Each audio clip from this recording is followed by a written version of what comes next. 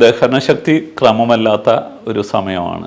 അപ്പോൾ ദഹനശക്തി ക്രമപ്പെടുത്തുന്ന തരത്തിലുള്ള ലൈറ്റായിട്ടുള്ള ആഹാരങ്ങളാണ് കൂടുതൽ കഴിക്കാൻ ശ്രദ്ധിക്കേണ്ടത്. ദഹനത്തെ ചിലർക്ക് അമിതമായ വിശപ്പുണ്ടാവും, ചിലർക്ക് വിശപ്പുണ്ടാവില്ല. അപ്പോൾ ദഹനത്തെ ക്രമപ്പെടുത്തുന്നതായിട്ടുള്ള ആഹാര രീതികളാണ് കർക്കിടകത്തിൽ പ്രധാനമായിട്ടും നമ്മൾ ചെയ്യേണ്ടത്.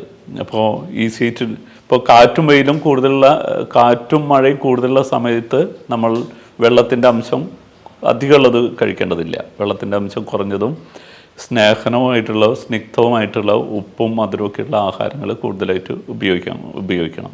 അങ്ങനെ കർക്കിടകത്തിൽ നമ്മൾ കേരളത്തിൽ തന്നെ അതിന് പ്രത്യേക രീതികൾ, കർക്കിടകത്തിൽ ശ്രദ്ധിക്കേണ്ട രീതികൾ, ആഹാരം ഉണ്ടാക്കേണ്ടതും ആഹാരത്തിൻ്റെ ക്രമത്തിനെ കുറിച്ചും ഒക്കെ പ്രധാനമായിട്ടും പറയുന്നുണ്ട്.